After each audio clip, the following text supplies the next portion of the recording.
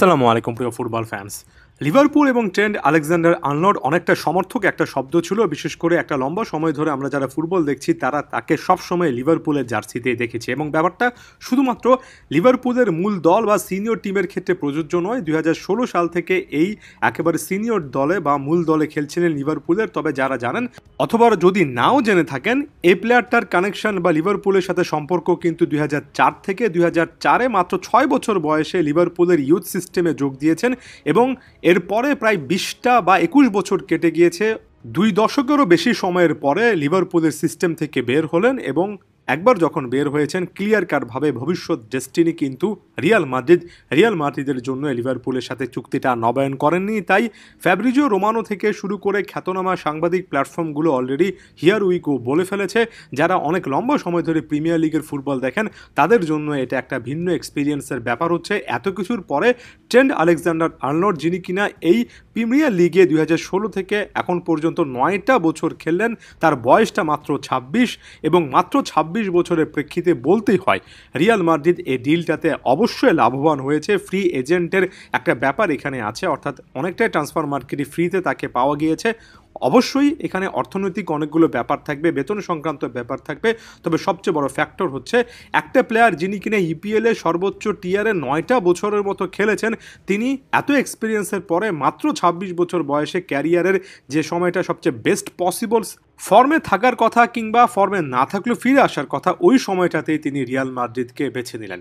তবে শুরুতেই লিভারপুলের সাথে তার এই বর্ণাঢ্য একটা ক্যারিয়ার, লিভারপুলের সাথে 2 দশকের একটা সম্পর্ক, সেটাকে অ্যাকনলেজ করতে হবে। এই লিভারপুলের জার্সিতে একের পর এক দুর্দান্ত পারফরমেন্স দিয়েছেন, যদিও সাম্প্রতিক সিজনটাতে পারফরমেন্সটা আশানুরূপ হয়নি। অনেকেই তার ইনজুরি সংক্রান্ত ইস্যু, ফিটনেস সংক্রান্ত ইস্যু নিয়ে কথাবার্তা বলছেন।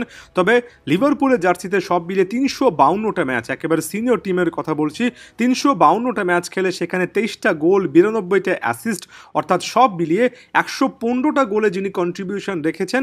নিঃসন্দেহে বলা যায় যে গত এক দশকে তার সময়ের অন্যতম সেরা একজন রাইট ব্যাক। এবং আপনি যদি রাইট ব্যাক ডিফেন্সিভ নাকি অ্যাটাকিং মেন্টালিটি এটা দিয়ে ভাগ করেন, তাহলে তার সময়ের অন্যতম সেরা কিংবা তর্ক সাপেক্ষে সবচেয়ে সেরা অ্যাটাকিং রাইট ব্যাকের নাম কিন্তু এই ট্রেন্ট আলেকজান্ডার আর্নল্ড। এই সিজনের পারফরমেন্সটা একপাশে রেখে আপনি যদি গত কয়েক বছরের ধারাবাহিকতা দেখেন, এখানে আলেকজান্ডার আর্নল্ডের নামটা অনেক বেশি করে আসবে।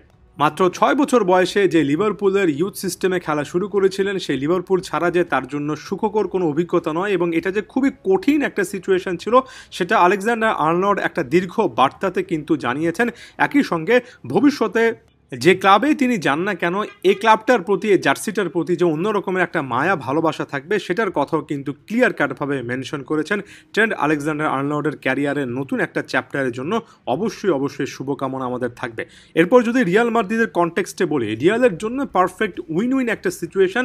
এর আগের সিজনটার কথা যদি বলি, রাইট ব্যাক পজিশনে দানি কারবাহাল এতটাই ভালো পারফরমেন্স দিয়েছিলেন যে ব্যালন ডিওরের শর্টলিস্টে ছিলেন। সে কারবাহাল যখন ইনজুরির কারণে পুরো সিজন খেলতেই পারলেন না, তখন লুকাস ভাস্কেজ বলেন বা কখনো কখনো ফেদেরিকো ভালভার্দে বা অন্য প্লেয়ার রাইট ব্যাক পজিশনে পুরো মেকশিফট রাইট ব্যাককে ঘিরেই কিন্তু কার্লো আনচেলত্তিকে প্ল্যান সাজাতে হয়েছে। বলাই বাহুল্য যে খুব ভালোভাবে ডিফেন্সিভ সে সলিডিটিটা রিয়াল মাদ্রিদ পায়নি। এটার পেছনে একটা বড় কারণ রাইট ব্যাক পজিশনে যথেষ্ট বিকল্প না থাকে, একেবারে প্রপার পিওর রাইট ব্যাক কোনো প্রোফাইল না থাকা। সেক্ষেত্রে আলেকজান্ডার আর্নল্ডের অন্তর্ভুক্তিটা অবশ্যই রিয়াল মাদ্রিদের স্কোয়াডটা শক্তিশালী করবে। একটা কথা আমি প্রায় সময় বলি, আরও একবার বলি, যে কোনো একটা সিজন যদি রিয়াল মাদ্রিদ ব্যর্থ হয়, তারা কিন্তু ট্রান্সফার মার্কেটের মুভমেন্টের জন্য অপেক্ষা করে না। পরবর্তী সিজন, বিশেষ করে চ্যাম্পিয়ন্স লিগকে কেন্দ্র করে পরিকল্পনা তারা ব্যর্থতার পরের সপ্তাহ থেকে শুরু করে। এর ডিলটা অফিসিয়ালি হয়তো বা আমরা জুনে এসে বা ওই সামার ট্রান্সফার উইন্ডোতে ডিক্লেয়ার করতে দেখব। তবে রিয়াল মাদ্রিদ কাজকর্ম সকল কিছু গুছিয়ে রেখেছে।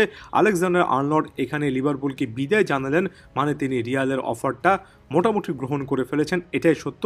তাই কাজটা অনেকটুকু রিয়াল কিন্তু এগিয়ে রাখলো।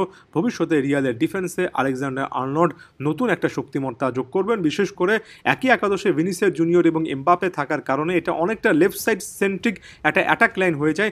এমন টাইপের একটা বদনাম কিন্তু এই সিজনে হয়েছে। রাইট ব্যাক পজিশনে একজন অ্যাটাকিং প্রোফাইল হিসেবে আলেকজান্ডার আর্নল্ড যখন খেলবেন, তখন রাইট সাইডও কিছু না কিছু ব্যালেন্স আসবে।